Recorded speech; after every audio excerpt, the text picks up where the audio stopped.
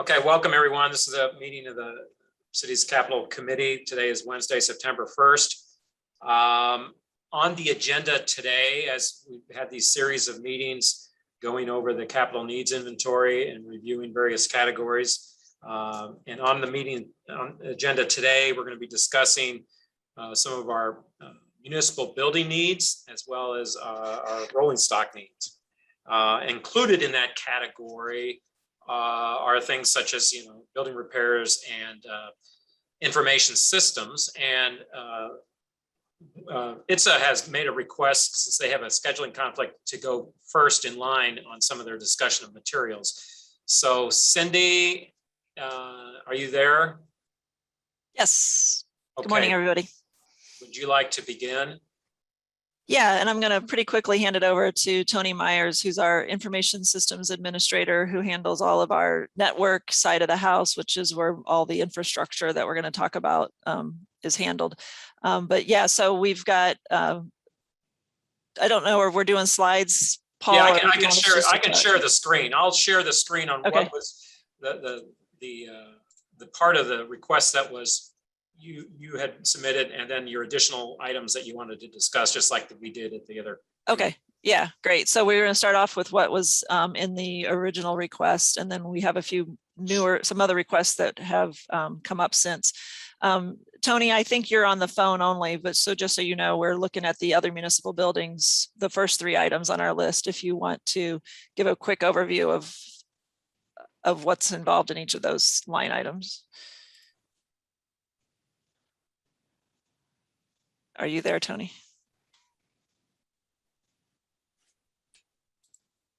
I think he's there. Tony, you might be on mute. Saw his name.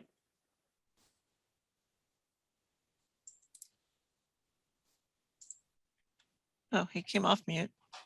Tony, we can't hear you. Why don't I go ahead and he'll probably text me if he's switching to the computer. Oh, I see. He's switching to the computer. Okay, yeah, he's switching.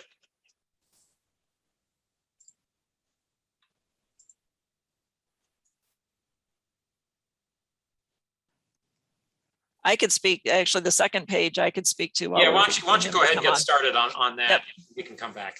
Okay, so that second page that we're looking at, the additional ITSA needs, the first item there is a large scale printer. We have a large Xerox printer that does a lot of the form printing, tax returns, assessment notices, that sort of thing, that is end of life. So that one's critical. We're looking into options for leasing it, leasing a replacement, but obviously if we can buy it, it's cheaper than the lease. So what we've got in there is the price for a new one where we wouldn't be paying a lease on it. Cindy, can you hear me now? Yeah, thanks, Tony. Okay, sorry, Yep, I'm not sure what happened there. That's all right.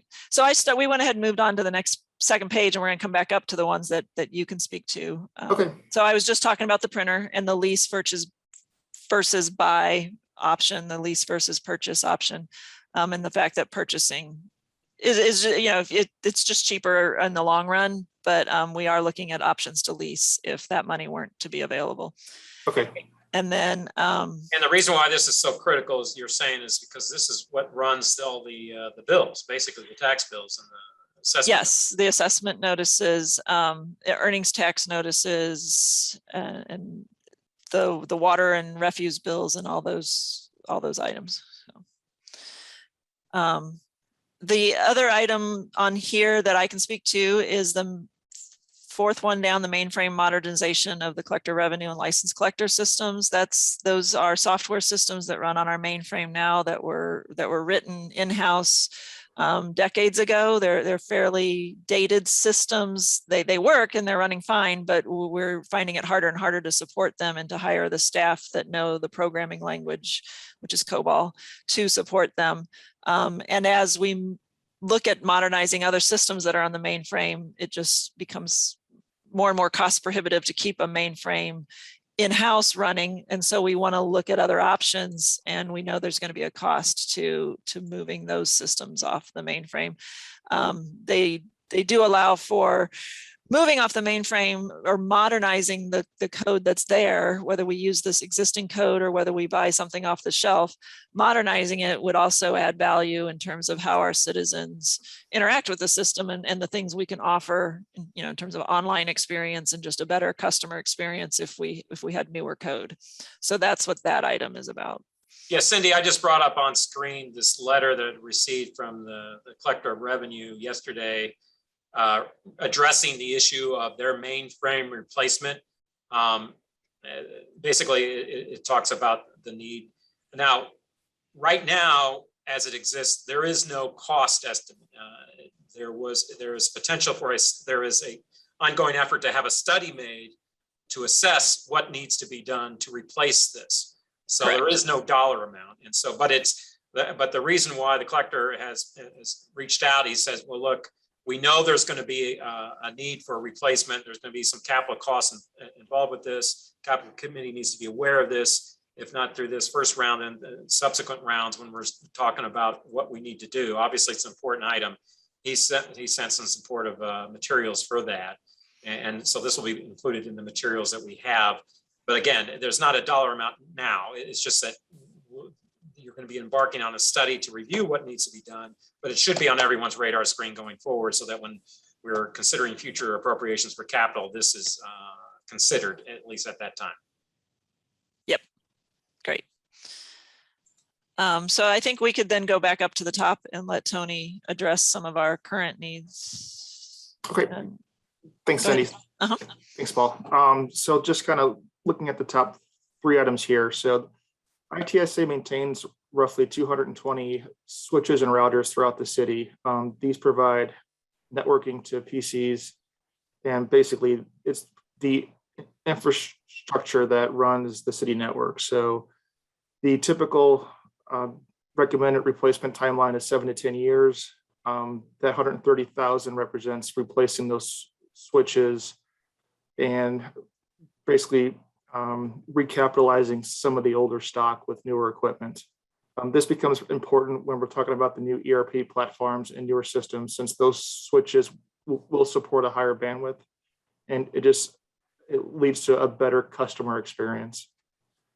As for the large 12.1 million for replacement of field switches and optics and cameras, that's over a 5-year time frame. So we looked at this holistically, what it takes to manage that fiber network. ITSA took over management of that network 2 years ago. It was previously in streets and other hodgepodge of departments that maintained it. So breaking that number down, again, that's over 5 years. Roughly 1.2 million of that is switching and routing. These are legacy switches that were purchased through CMAQ funds 10, 15 years ago that are still out there in the streets. Every time one of these segments fail, we lose traffic timing in the cameras in the area. The rest of that funding is actually for camera replacement. Those cameras support both the traffic system and real-time crime cameras. And it's fairly front-loaded in terms of replacement of those cameras, since many of them were purchased 10 to 15 years ago, and there's over 1,000 cameras in the on that network. So the other last item is replacement of 3 PowerEdge servers. These support the virtual infrastructure throughout the city. Yeah, when you get a chance, send me your time sheet. What was that? I think we're good. To check them until just now. So. Hey, could someone mute themselves? So we're hearing some background noise there. Go ahead, Tony. Yeah, okay.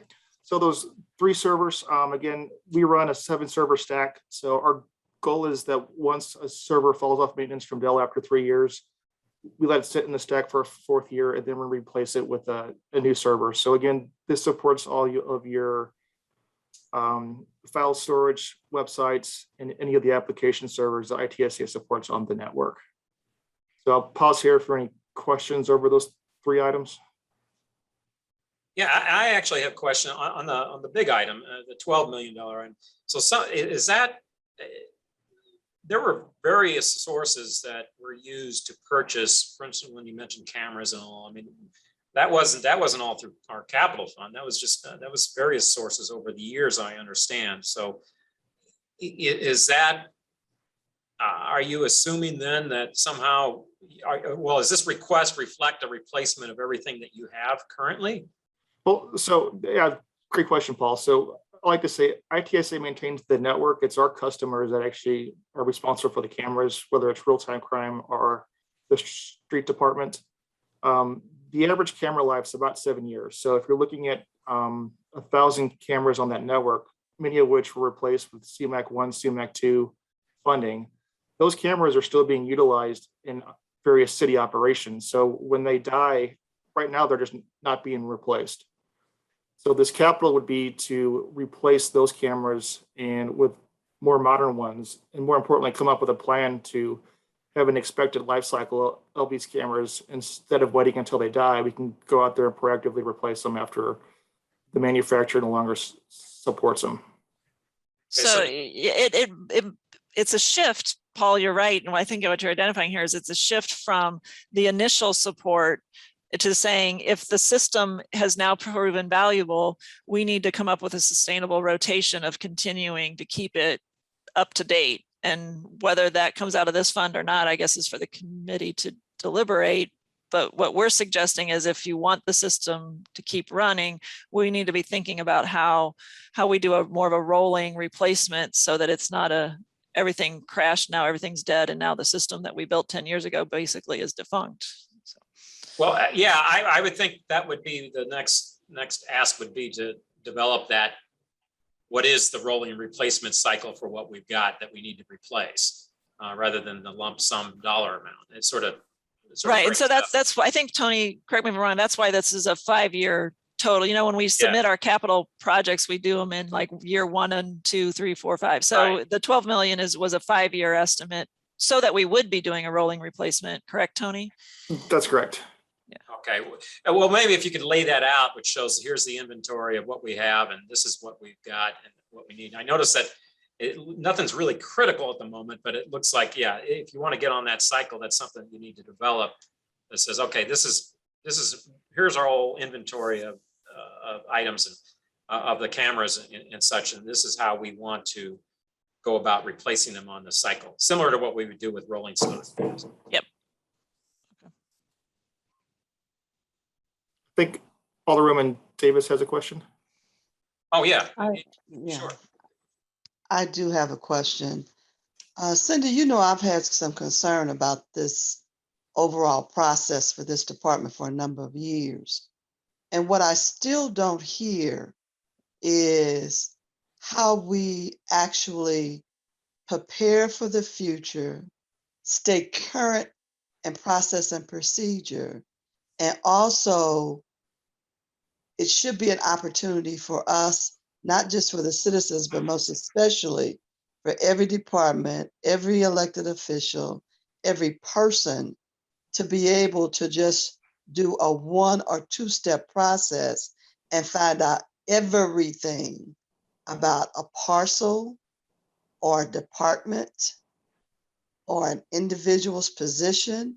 And those things are not readily available. You got to search in too many places. And you know, my other concern was how we go about funding, because there's too much grant opportunity out here.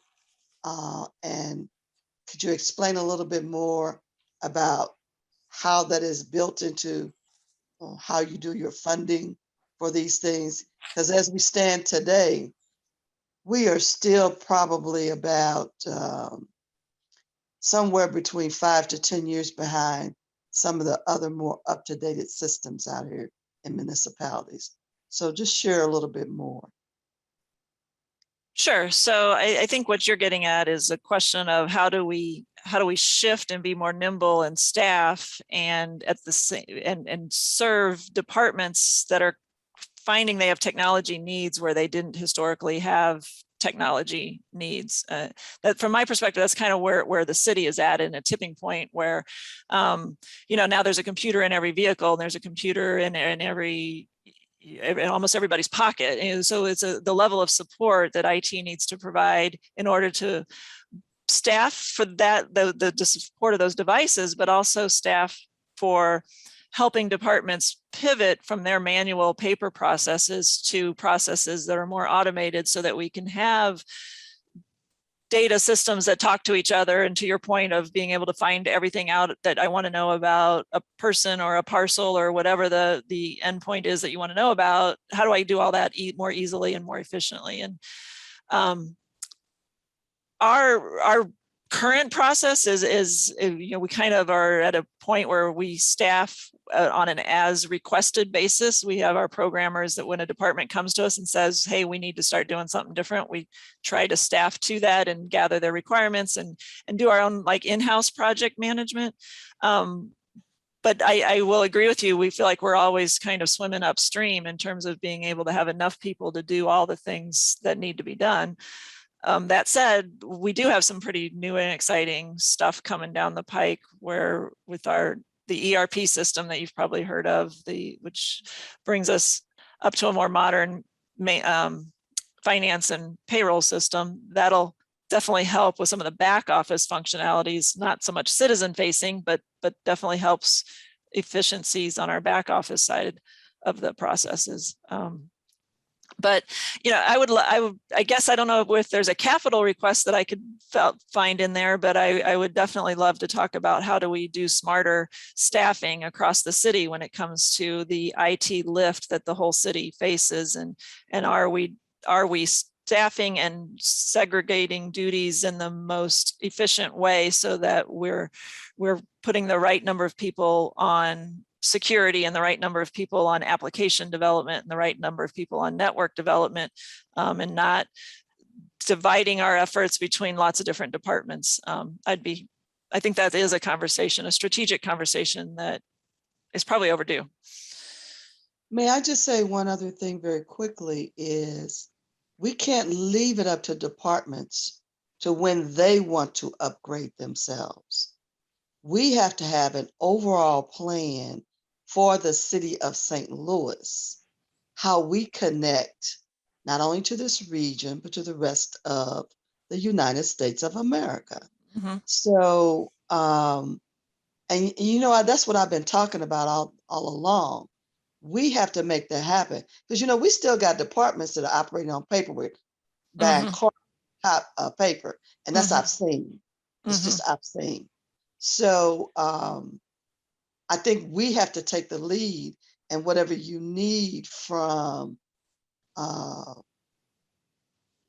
those administrative leadership, we need to put that in place so folks don't have an option. You can't sit in a department and operate in the 1980s. I'm sorry. Sure. Yeah. No, yeah, I agree with you.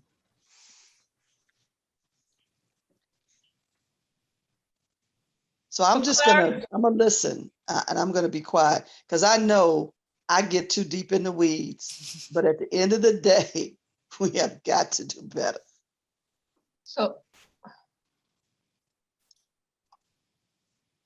any other, did you have any other items you wanted to discuss, Cindy? No, that was it on our.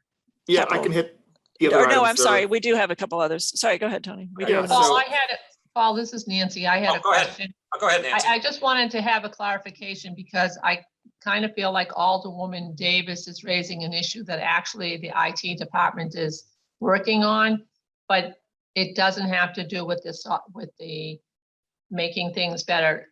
Cindy, I'm sorry, I was a few minutes late. Cindy, did you talk about the fact that we're moving to these programs where everybody will end up being computerized in the city departments? And there's a plan to roll that out with departments? Yeah, I mentioned the back office ERP system, which is the finance and payroll and time and attendance system that we're working on. Right. That is not so much citizen facing, but it is definitely a great leap forward in the efficiencies of the back office operations for the city. Right. But I think the key is that for Alderman Davis to know is that we're not going to be doing time cards and things of that nature by paper anymore. When we go to this, that'll all be computerized as well, which brings us one step closer. And there are a couple departments left that we are trying to figure out how they get from paper to computerized systems. And that also would face be facing, I'm not going to use the right technical term, but facing to the public versus, you know, I could name 2 or 3 departments off the top of my head that are still all paper oriented, and it is our goal, even if it's not in this, but long-term, to move them to the 20th, if not the 21st century, as far as how people can engage with them with computerization. So that's somewhere, it's not funded, but it is something that we're trying to figure out.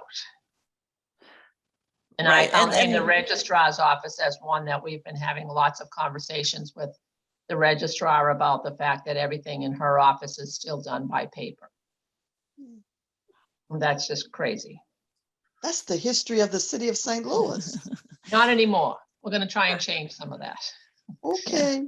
And I agree that that a citywide vision that everybody can buy into for how we're going to knock off a lot of these things is welcomed and a conversation we should have at a citywide level. But I want to not undersell the department by a department approach, because we have had small wins, you know, and large wins. The Board of Public Service now has a more online than they used to.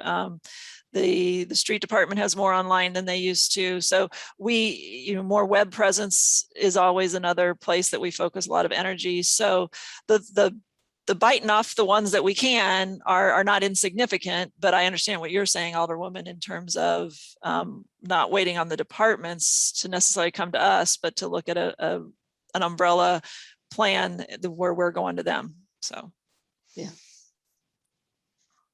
Thank you. Mm-hmm. Tony, you were going to go on something. Yeah, so I just wanted to touch on a couple items on the next page, Paul. So the HyperV sand replacement, 7 years ago, we were in the same place asking for funds. So just quick explanation of what that is. So no longer do we maintain one server for file storage per department. So with the newer technology in place, we can basically run multiple servers on a single server, which requires backend storage. So everything throughout the city runs on a single SAN. So if this SAN would fail, you wouldn't be able to log onto your computer. There would be no file storage, no web presence.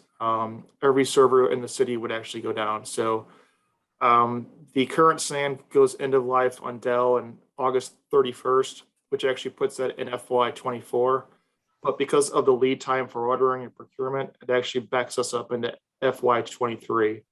So that would be a purchase of a new SAN to replace the existing one. We are able to go through third-party maintenance, but again, as these servers and SAN age, the risk of outage increases. Same thing applies for the Cisco core switch. It was replaced near the same time as the SAN. That goes end of life a year after the SAN does. And again, same concept. Every network switch that we have in the city runs through the core. And if for any reason that would have a hiccup or an outage, every system in the city would go down. And Tony, you might, so that we're not scaring everybody to death. Yes. These systems are back. We have backups in play. We have for the SAN in particular. Correct. So we do have a. We want the main one working, but we have backup. So we do have a disaster recovery side. So if for some reason the primary site would go down, we do have a disaster recovery that we would run on for a period of time until the primary system comes back online. And these systems are also fairly resilient too in themselves. So just as with anything, as IT equipment ages, the risk of an outage increases. So more importantly, when a system goes end of support, that means that if there is an outage, we will not get support from the manufacturer anymore. May I ask on your time schedule, are you scheduled to replace the year prior to the last year of life? Because that's what most people do. Correct. So the end of life it's kind of ubiquitous with IT, and that obviously all this equipment will function well after the end of support from the manufacturer. So the goal here would be, if we're able to have capital FY23 capital funds, the plan would be to replace it basically the year prior. So that would put it into August timeframe of 2022. Okay, As for the servers previously discussed, those servers will run 10, 12 years, but after 7 to 8, the number of outages and the risk of an outage per server increases. More importantly, there's times where you just can't find parts for them anymore. that's true. So, and with the newer technology and the resiliency and kind of how we architect the systems out, we have servers that we take down and replace equipment on all the time. It's completely transparent to the end user.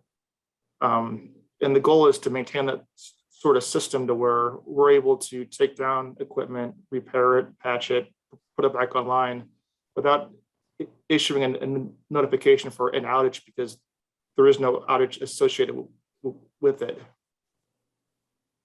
Okay, thank you. The last item not discussed is just the VDI infrastructure. Again, 2 years ago, we replaced a large number of PCs throughout the city. As technology ages, the newer way to kind of do personal or PCs is to basically run a virtual desktop on a server, in which case the end user just has a little client workstation. So it really places the processing and the storage back on the server itself. That allows us to kind of better plan PC replacement upgrades and support various applications throughout the city without having to replace PC and hardware. Okay. Any questions on any of these?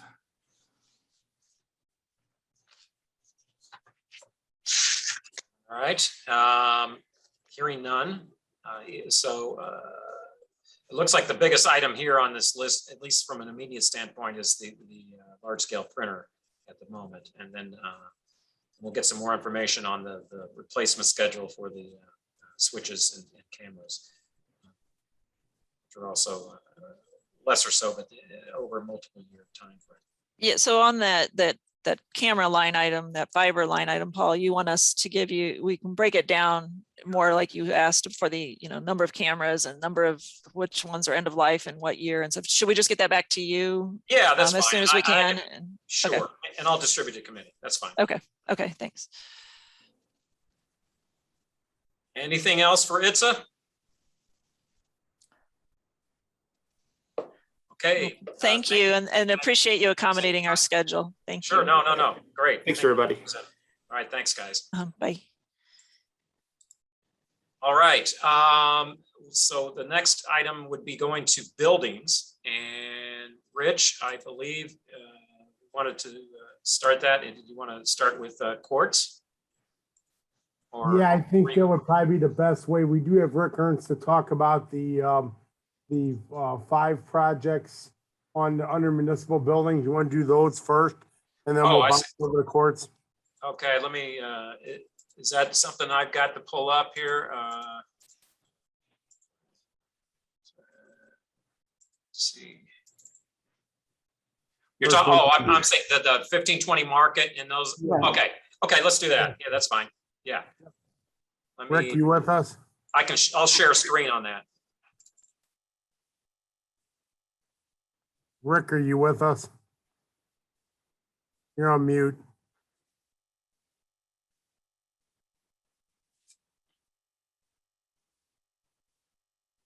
Rick, are you with us? You're on mute.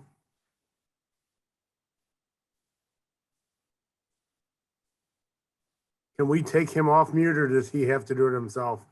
You can take himself off. Okay, can you hear me now? There we go. Yes, we have you, Rick. Okay. Yeah, I took the mute off of the phone, but not off of the screen. So that's what got me. So anyway, the first project, and good afternoon, everyone, with the Capital Committee. The first project that we're going to discuss is the replacement of 3 600-ton chillers at the 1520 Market Street building. The problem with the existing chillers is that they've progressively over the past few years they've proven very unreliable, and due to excessive wear, and that we're really approximately 3 years beyond their service life. Our justification for this is that the 3 chillers, they were all installed in 1988, all at the same time, when the building was in the hands of the federal government, and they're currently in their 33rd year of operation. Typical lifespan for that type of a chiller with full contact bearings is approximately 25 to 30 years, and we continue to keep them repaired and work with them as best we can to maximize operation out of them.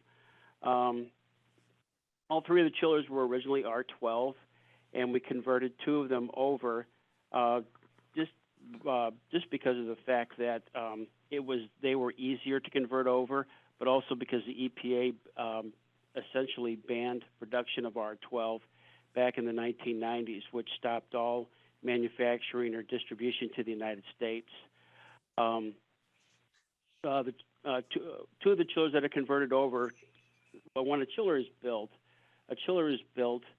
to work with a very specific type of refrigerant. When you convert it over to a different refrigerant, there's efficiencies that are lost, and those efficiencies happen to come in the actual rated efficiencies of the chillers themselves. What we're experiencing now is continual internal leaks and excessive wear, and that's why we're recommending the 3 chillers be replaced at this time.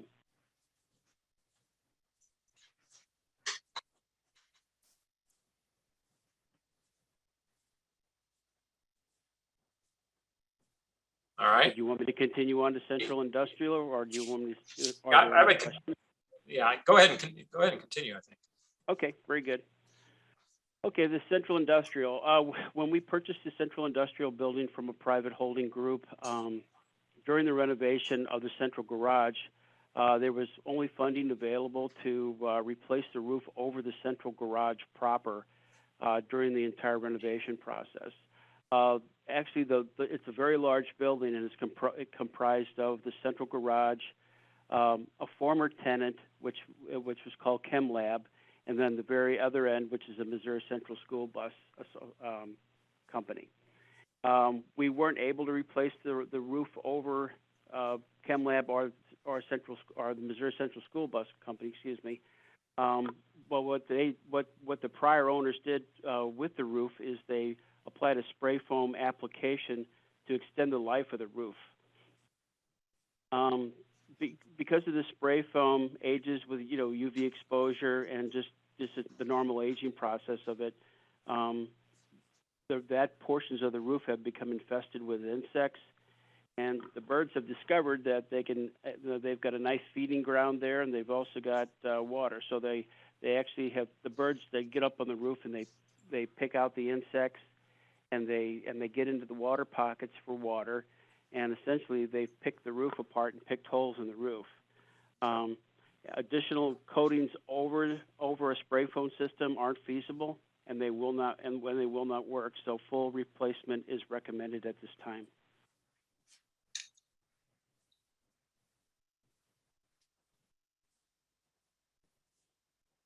Medical examiner's office. We have in mechanical areas in the building and in various tunnel chases, we've got severe pipe insulation damage, which the insulation itself is comprised of asbestos. The asbestos is considered friable, so it is hazardous to people if it becomes airborne or disturbed, and they're in specific areas throughout the basement and mechanical areas and tunnels. This is something, if people are exposed to it, it has a long-term effect on people that can cause mesothelioma, and it's a known carcinogen. So we'd like to get all of that asbestos that's visibly damaged, as you can see on the photos. That's all going to be properly abated and removed. Air clearances by a certified industrial hygienist, and then everything will be re-insulated with safe insulation. Municipal service building, the concrete deck repairs. The concrete deck and ramp repairs would occur on all levels. These would typically be some mostly cosmetic and structural repairs to concrete parking surfaces, access ramps and columns, and deck support beams. This damage is caused obviously by water freeze-thaw cycle and by sodium chloride or road salt that's been brought into on the concrete surfaces, causing the concrete to break down. The request for these repairs is to limit compromise of the concrete surfaces, but also to prevent erosion or other water-related damage to the physical structural components of the parking garage, so that more extensive damage repairs and associated costs are not incurred. So this is a very much a preventative approach to the overall structure of the building. My last one here is City Hall, 1200 Market Street, the installation of a new fire alarm system, which would also be ADA compliant, include all heat and smoke detectors. The problem is a lot of our fire alarm panels are not in service, or they're not communicating with each other. They're supposed to be in communication with each other in case there's some type of a fire or smoke event, that it notifies the other panels to trip and go into alarm for the entire building. So we necessarily don't have complete coverage for the building at this time, because our marshals are here present in the building 24 hours, 7 days a week. We technically have a fire watch. So from a safety standpoint, we are in compliance with that. But we're not ADA compliant on the existing fire alarm system, which was installed in 1987, and it's extremely limited in what its capabilities are. And to actually physically upgrade our alarm system would require a fully code compliant, comprehensive upgrade, and to make sure that we're fully ADA compliant within the building, as well as comprehensively covered, all building, with all building areas and offices. And that, I believe, ends the projects. Are there any questions? Any comments? Yeah, I'll jump in quickly on the fire alarm system. So that when was that last updated? Last updated, page over. It was 1987 was the last full infrastructure upgrade to the fire alarm system. We've kept it under repair, and we were able to replace some of the panels, but some of the panels that we have replaced, like the one that's in the photo, the General Electric EST panel, no longer functions or communicates with other parts of the building. It's called the transponder issue, where it doesn't speak or receive communications from the other panels. So I was curious, given that this is a big ticket item, both here and in other buildings, that was based in the 80s. So I'm thinking the technology, I'm assuming, is advanced significantly since then. So what basic capabilities are you looking at when you're looking at a fire alarm panel? Basically, I assume it's the ability to detect fire, as well as communicate where that has occurred, and to notify the fire department itself. Is that primarily the premise? Yeah, and we can do that. We can notify fire engine house number 2 directly if that's what's decided upon, or we can also notify the marshals, and based on their once they get that type of an alert, they would go through an immediate investigation and then verify it, and then contact the fire department for response. Okay. So we don't receive a false alarm. Those are just two scenarios. They don't necessarily. I mean, it could directly go to 911 if we get a significant outbreak. But the overall fire panel itself is very much more advanced through the integrated circuits, but it's still pretty basic in the fact that it detects. They have heat detectors, they have smoke detectors, There has to be pull stations in case someone needs to activate when they see a fire.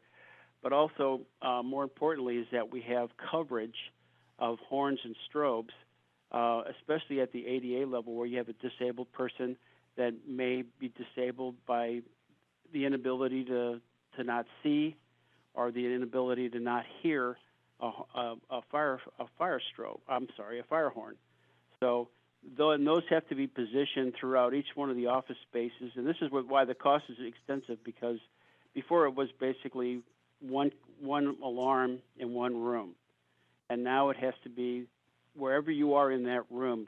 If there's columns or if there are other obstructions, whether they're furniture or there some type of a building, like a building obstruction, you have to have another device, another horn strobe device within sight of that blind spot. So wherever a person stands within that room, they have to be able to hear and see a horn strobe.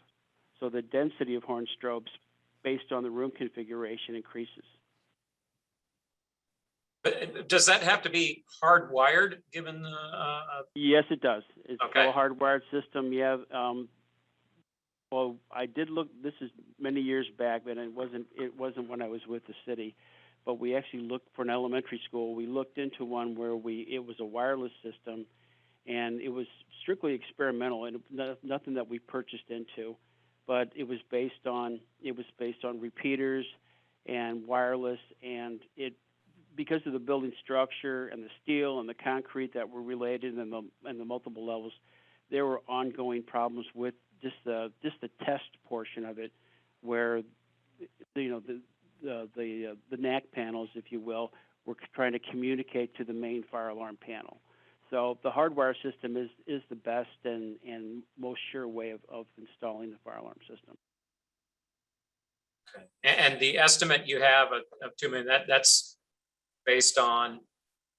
That's based on the system itself, but also there's probably going to be building structural and cosmetic repairs that are going to need to take place, because there's, what needs to happen is the wiring is not all plenum rated, or it's not all fire alarm rated wiring, which is typically a red jacket wire, and that might be seen in some of the photos. That all has to go through a replacement, and if there's wall penetrations, those wall penetrations have to be sleeved, and then the wire run through so it's protected from being crushed or creating a ground fault condition. So there's a lot of extensive labor in a comprehensive fire alarm panel replacement. Thank you, Rick. That's all I had. I'll open it up. Anyone else has questions for? I wanted to ask, especially with the ADA, and I know as far back as 15 years ago, which I'm sure that it's even more advanced now, in property management, I could tool an apartment either for a deaf person or a blind person, and everything there was done with telecommunications. So you would get flashing lights or certain kinds of sounds of vibration to alert them that they had a fire occasion. And it also connected to the phone service of the management company and or the fire department. So I think we got some really, really updated stuff out here. But I'm also concerned about every employee. So can you all tell me a little bit more about how people are prepared for one of these emergencies? Do we have floor captains? Do they make sure that they identify, say for instance, the handicapped person and make sure that they're out? Then all these isolated places that people work within City Hall, and most especially that basement. How are we dealing with all of that? Because if these panels are not totally responsible at this point, what else do we have in place? What we do have in place are the evacuation routes that are posted throughout the building. Our role as a facilities maintenance repair division just allows us to have those type of components in place, make sure the fire alarm panel is working properly, maintained properly, egress signage, things like that, all the necessary accoutrements to a successful fire alarm system. When it comes to the evacuation procedures, our practice drills, things like that, that's typically held more at the police level, and I don't know if that would be arranged or conducted by our police department or in concert with our marshals, or would the marshals do that? It should They be would an actually- internal process with facilities operations and management. That's where it should be. So Rick, one of the things I'll comment on is each office has emergency evacuation routes that are posted. There's also an individual that is appointed in each division to be that individual safety committee, if you will. It's one or two people. And for example, when there is any kind of alarm that goes off in the building, first of all, that individual is to go through the office and ensure that everyone is out. And then the marshals also perform a secondary check, and they come through the building and do exactly the same thing. So I think there is a process in place, Alderwoman, at this point. I think that it can always be better. And your points are well taken. And, you know, even we go through and update the fire alarm system and all the things here. One of the tasks that we should be looking at as part of that is making sure that, you know, this emergency committee, evac committee that I'm talking about is in place. It's typically under the jurisdiction of SEMA, which used to be Gary Chrisman and is now Sarah. So we could certainly have that conversation.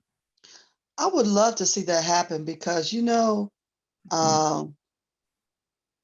we never know when a disaster will take place. And most especially when we're in such an antiquated building, we need to have extra precaution. And most especially, we have to make sure that these operations are actually executed annually at least, so that people who are employed are aware and they keep it fresh in their minds. And it needs to be documented that each department has done this preliminary drill to know that the knowledge is there. It would just be wonderful to have that. That's a great point, and it is definitely noted. Thank you. All righty. Thank you, Alderwoman. Okay, any other questions for Rick on city buildings? Okay, hearing none. Thank you, Rick. Thank you, Paul. Appreciate it. Sure. Thank you, Capital Committee. Do we want to move to courts? Yes, and Okay. Joe's on with us here to do that. Okay, and he's provided some pictures to illustrate some of the things. Go ahead, Joe, and I'll Okay. share as you go along. Okay, thank you. I will, from being in BPS for 44 years and sitting on Capital Committee for quite a few years, I know you probably all don't want to hear a lot of windy dialogue or see a lot of extraneous data. So I will try to be brief and leave time for any questions that you may have. We'd start with the Civil Courts building. The building is comprised of about 205,000 square feet. It was constructed in 1932. There was quite a bit of remodeling done in the mid-90s to the tune of about $40 million. That included a lot of electric work, HVAC, a new emergency generator, quite a bit of plumbing work, as well as a lot of abatement work, especially for asbestos and lead-based paint. The critical items that we have that are really, really important really fall into the categories of public safety and the replacement of obsolete and non-functioning equipment. To start with, one of the items we have is exterior stone.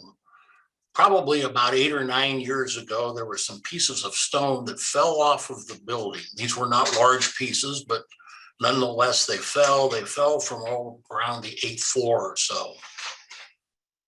BPS had a study done by a company out of Chicago that's well known for this sort of thing, Weiss, Elsner, and Jenny. And they spent some time, in fact, there's a report that is at BPS now on that. The bottom line is there were a few repairs made then, primarily some tuck pointing and caulking, but they said they felt that we are probably going to experience some movement of these limestone panels as time goes on. I am not aware, and since I've come over here to the courts about 4 years ago, and I'm here about half time, we have not experienced any real movement that I'm aware of at this time, but it is likely to happen. We are kind of in the same boat as a lot of the stone at City Hall, which does tend to fall and is going to tend to fall as time goes on. There's probably some things we can do to try to stabilize the stone where we've had problems in the past. We feel that is somewhere in the neighborhood of $700,000 or so. The next item on the list is fire alarm. And I guess I would thank Rick for doing a good job on his fire alarm presentation, because it can pretty well mimic what he has said. Our fire alarm system is obsolete. It is certainly a matter of public safety. We have had continuous problems with it.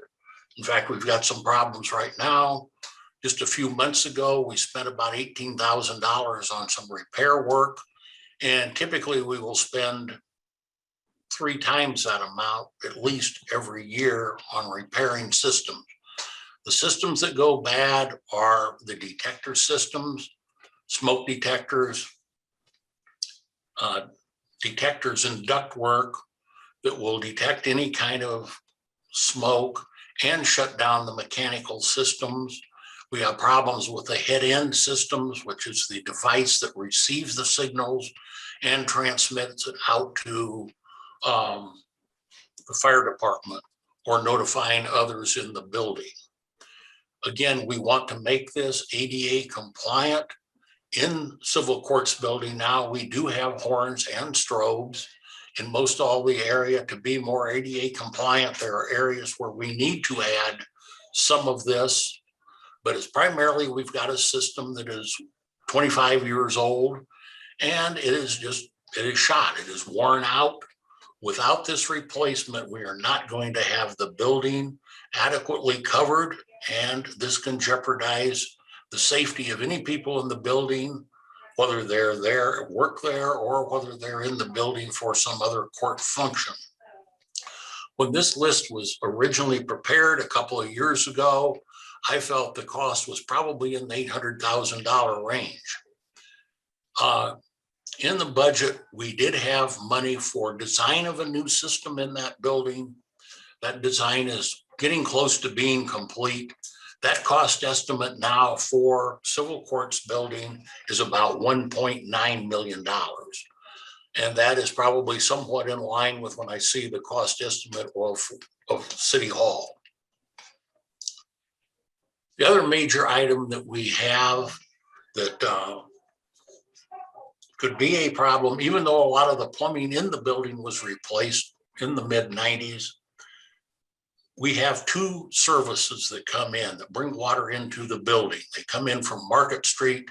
They come in from Chestnut. A couple of years ago, we had one of those lines fail at the Carnahan Courthouse, and it failed on a Friday. The sub-basement of Carnahan was flooded. We got about 17 feet of water in the building. It ruined fairly new chillers that we had, as well as a lot of pumps in the building and a lot of other associated mechanical work that was in the basement. I would like to see that not have to happen over here at Civil Courts Building. So we'd like to get about 2 new service lines come in. They can come in roughly the same location, but they need to come in from the lines the water division maintains in the street.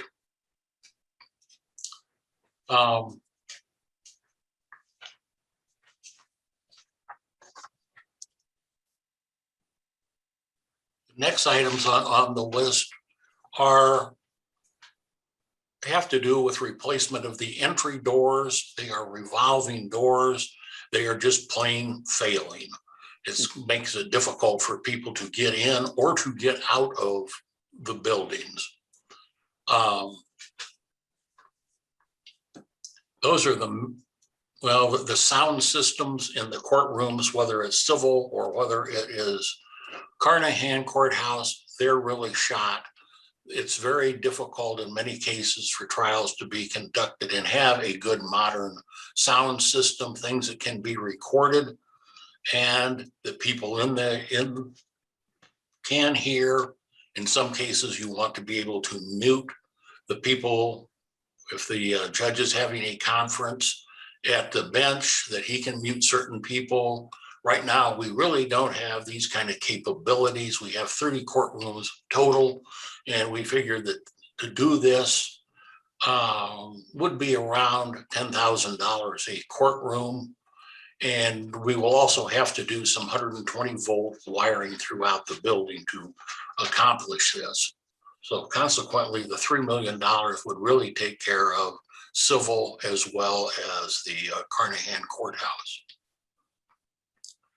To move along a little bit to the Carnahan Courthouse, this building was constructed by the feds in 1934. The city acquired the building about 23 years ago. At the time we acquired it, the city spent $5 to $7 million in doing some renovations that made the building really work for the way the 22nd Judicial Circuit needs to operate. It was not a full-scale mechanical, electrical, or plumbing upgrade to the building.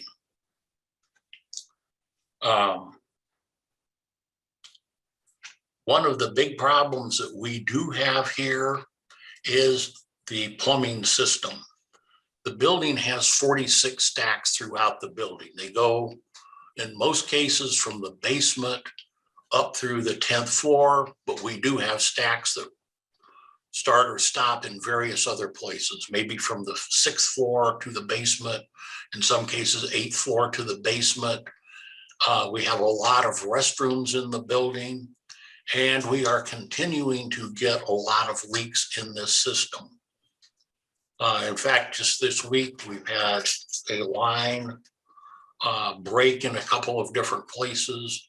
Luckily, it was on the 1st floor. It was above a drywall ceiling, but these things do create a lot of problems when they do break. We need to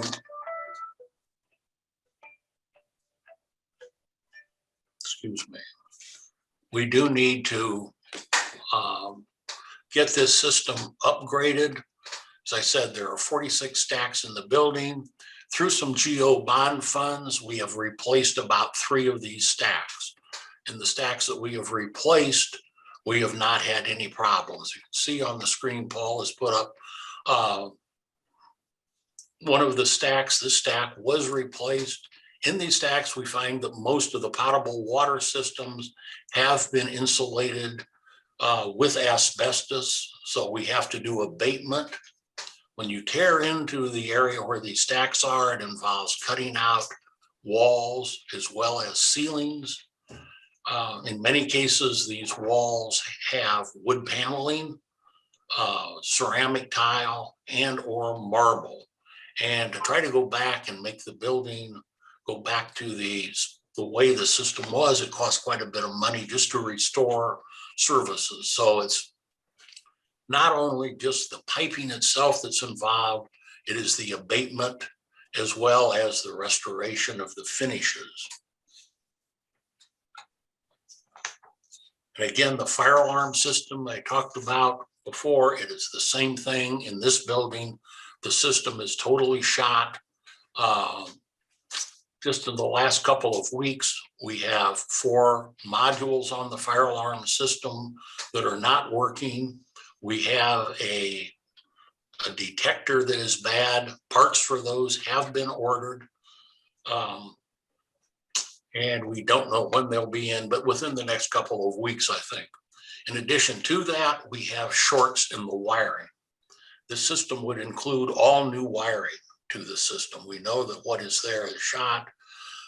In the civil courts building, or I'm sorry, in the Carnahan courthouse, to be more ADA compliant, we are going to have to add quite a few more horns and strobes in the building. We have some now, and when they are functioning, they work. You can hear them, you can see them, but there needs to be more added to that. We have major air handlers in the building. These are like large, almost small rooms made out of sheet metal. In these rooms, there are some large fans, as well as cooling coils. Chilled water goes into these coils. The fans blow across it and distributes air in many places throughout the building. There are 7 of those in the building right now. We would like to, they have the motors that run these fans are 20 to 40 horsepower motors, rather large motors. There are also in these fan housings filters. So the air goes across, they're filtered before it's distributed out into the divisions in the building. We'd like to replace these with what's called a fan wall. These fan walls would have 7 to 9 smaller fans that would distribute the building. We would be able to get rid of one in each fan housing, either a 20 to a 40 horsepower motor. And the thing about that is really nice, one of these fans goes out. It's easier to get in to replace it. The remaining fans are going to be pretty much able to distribute cool air throughout the building. So the whole system is not totally shut down. If the temperature, outside air temperature is such, we may not need to run all the fans all the time. So that will cut down on some of the energy that we currently are using. We also have over here some revolving doors that are not working that need to be replaced. We want to replace those and do some weather stripping on the doors. In cold weather, we get quite a bit of cold air that comes into the building. So this would be a great help, especially to the sheriffs that are sitting in these places that monitor those coming and going into and out of the building. At the Juvenile Detention Center, one of the things that we really need up there is some plumbing modernization. Again, to replace the incoming water lines. We just in the last few months have had a leak in one of the lines that come in from Vandeventer. That line, I am told, about 5 years ago had also had a leak in it. And if you could see from the picture, you can see there's some blue on there. That is the new line that has been replaced. To the left of that was where there was a break a number of years ago. So we know that the lines are getting bad. Luckily, these breaks have taken place outside the building, so we've not had any infiltration of water coming in from that like we had at the Carnahan courthouse a few years ago. These lines are old. One comes in from Vandeventer. The other side is fed from Enright. Both of them are bad. We did a few years ago have a break in a line that came in from Enright, and we got it patched, but we did not have the money to replace the lines in total like they're really needed. We also there have some other plumbing issues at Juvenile that we really need to address definitely sooner than later. That concludes about what I can comment on the critical items. I would also say if anybody on the Capital Committee would ever like to come down and look at any of these things firsthand, I would be more than happy to show you around. You might find it very interesting. Paul, please come over and look. Thank you, Joe. I saw LaTanya smile. I think she's interested in seeing. Good, LaTanya, come down. It's good to see you. Hey, I just want to make sure I'm clear, so everyone else is clear as well. So the fire alarm numbers are actually significantly higher. So we, on the civil courts building, that original estimate was 800,000. Now you've got that at 1.9. Yes. And the Carnahan was at $1 million. Where am I at here? At Carnahan, we had less than that, Paul. We had 950. Based on the prices that we're seeing for Carnahan, I would estimate now that Carnahan would probably come in at around 2.4, 2.5 million. Yeah, that's why I was asking those questions about. Yes, no, thanks. I forgot to mention that on the Carnahan fire alarm piece. Yeah, about technology and hardwiring versus remote and all that, because these are big ticket items. Yes, they are. And as you know, Rick said, I am not aware of any places, at least in significantly large buildings, where they have gone with anything other than hard wiring. Currently, in both of our buildings, we have problems. If anybody is here in the building and they have cell phones, you are not able to always pick up cell phone, your conversations in different places in the building. So wireless systems for that, as far as I know, just would not work. Thank you. I hope we look a little further and on that, because one of the things that has worked, we have antenna systems that pick up the links to those from outside. There are very few people that are doing all that hard wiring anymore. And let's just explore a little bit more, okay? We can do that, but Alderman, from anything that I have read or heard or people that I have talked to, if you want to have a good fail-safe fire alarm system, it really needs to be hardwired.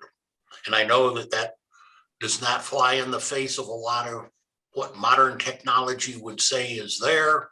I can tell you, like I said, with the just cell phones, places in these courthouse buildings, because of a lot of the steel, the concrete, you just cannot get reception.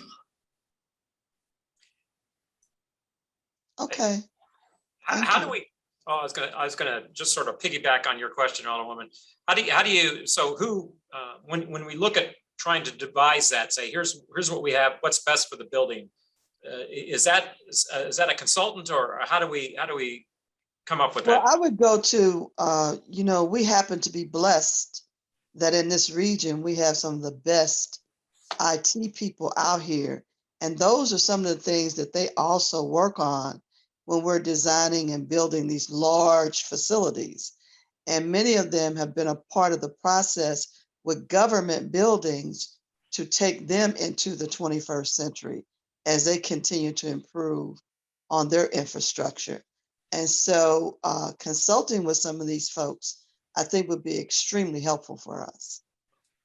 That's the only reason I'm saying this, because I talk to them all the time. I ask 1,000 questions and I find out all these things are out here. Right. If you, in any of your conversation with any of them, send them my way. I shall.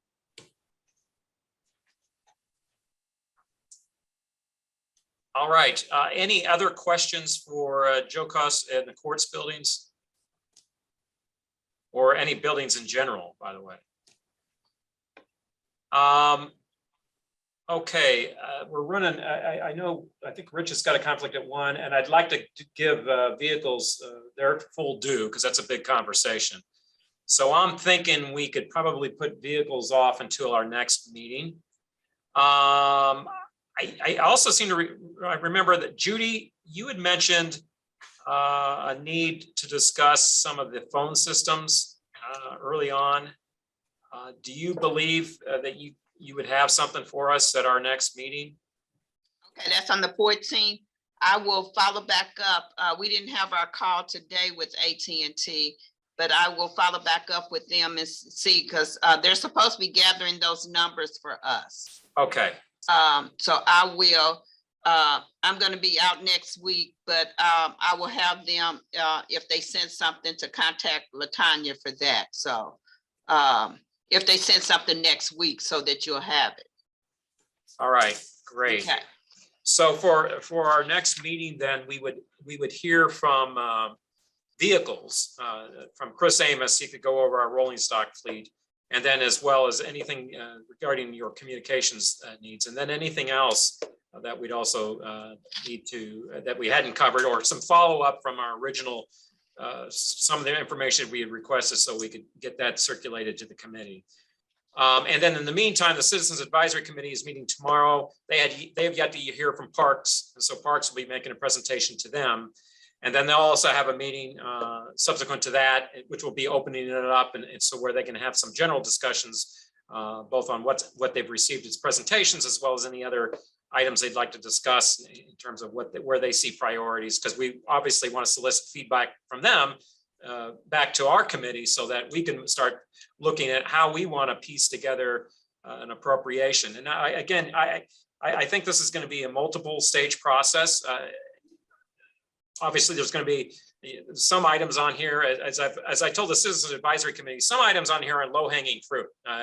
There are certain improvements over the Justice Center that have to be done post haste. There are some bridge match programs that we can take advantage of now that we also want to do. And there are some other items, maybe the PSAP and getting that underway.